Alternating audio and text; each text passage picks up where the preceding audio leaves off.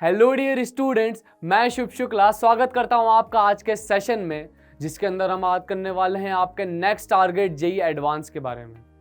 Students, मैं इस session की शुरुआत करूंगा आज से 2 या 3 साल पहले की बात से, जब आप लोगों ने सोचा होगा आईआईटी, आप लोगों ने अपनी मंजिल चुनी होगी कि मुझे जाना है आईआईटी, आप लोगों ने सफ़र चालू करा होगा उस मंजिल को पाने का।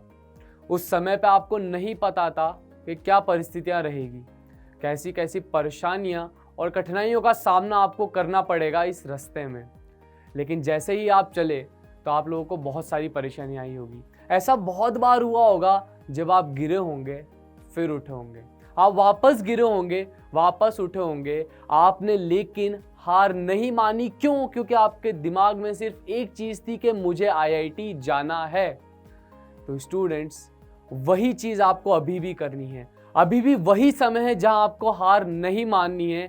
आपको अपने आईआईटी का टारगेट दिमाग में रखना है। स्टूडेंट्स, मैं आप लोगों को अगर बताऊं कैसे बहुत सारे बच्चे होते हैं जिन्होंने पूरे टाइम मेहनत करी, जो 2-3 साल है पूरे टाइम तैयारी करी, लेकिन इस समय पे आके उन लोगों ने हार मान ली। मैं आपके साथ कुछ स्टैट शेयर करूंगा जिसके अंदर आप देख सकते हैं कि जेई एडवांस के लिए हमारे लगभग 2.5 लाख बच्चे क्वालिफाई हुए, लेकिन उसमें से एग्ज़ाम देने के लिए रजिस्टर कितनों ने करा? 1.9 लाख स्टूडेंट ने। यानी कि आप देखेंगे लगभग हमारे 60,000 बच्चे ऐसे थे जिन लोगों ने हार मान ली। बेटा, ये समय नहीं है हार मानने का, आपको अपने आप पे विश्वास रखना होगा।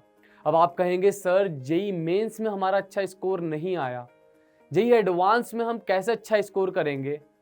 लेकिन बेटा, अगर मैं आपके साथ वही स्टैट शेयर करूं जेई एडवांस के लास्ट 3 इयर्स के, तो आप देख सकते हैं ये रैंक है, ये परसेंटेज है, ऊपर ईयर दिया हुआ है 23, 22 एंड 21।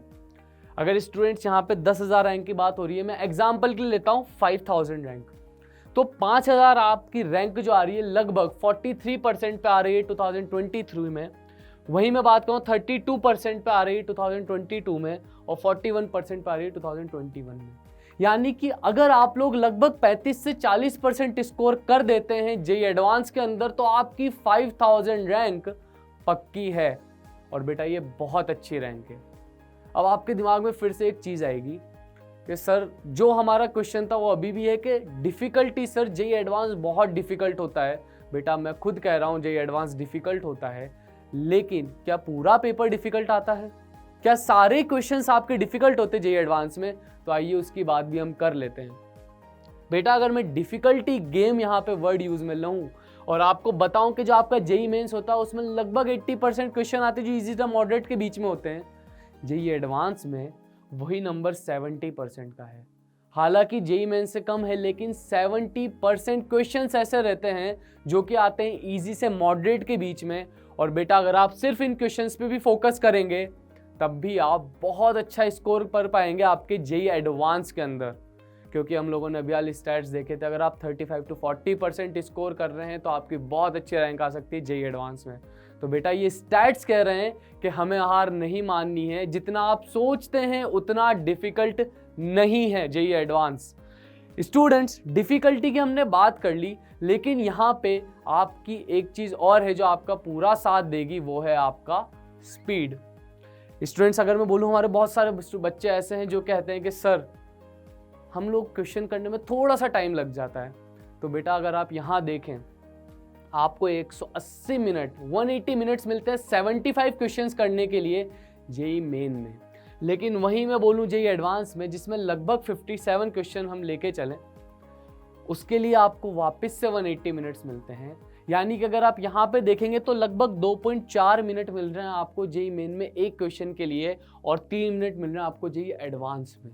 यानी कि समय भी आपका साथ देगा। अगर आपकी स्पीड स्लो है तब भी जेई एडवांस के अंदर आप अच्छा स्कोर कर सकते हो, क्योंकि आपको हर क्वेश्चन करने का समय जेई एडवांस में ज़्यादा मिलता है।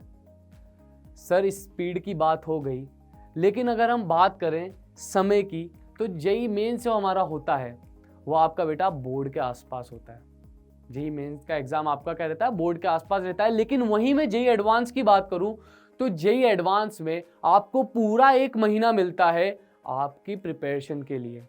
जहाँ पे आप पूरा कॉन्सेंट्रेट सिर्फ आपके जेई एडवांस पे कर सकते हो। और बेटा मैंने ऐसा बहुत बार देखा है, जो हमारे बच्चे फॉर एन एग्जाम्पल 40,000 रैंक पे हैं जेई मेंस के अंदर, वो लोग मेहनत करते हैं थ्रू आउट दिस मंथ और वो लोग 5,000, 6,000, 4,000 इस तरीके की रैंक स्कोर करते हैं जेई एडवांस में।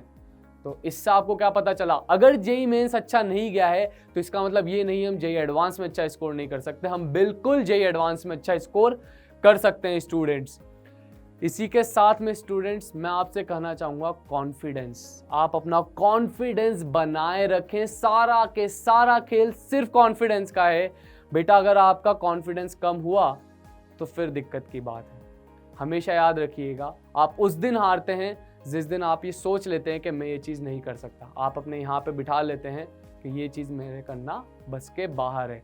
ऐसा बिल्कुल ना सोचो, कॉन्फिडेंस बनाए रखें और हमेशा पॉजिटिव रहो, ये सोचते रहें कि यस मैं जेई एडवांस क्लियर कर सकता हूँ।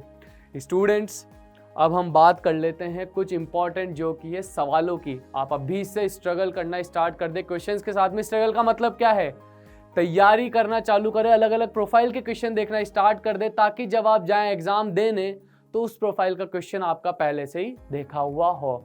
ये चीज़ बहुत इंपॉर्टेंट बेटा। ये समय है, ये समय ही इसलिए है कि आप सारी प्रोफाइल एक बार और कवर कर लें।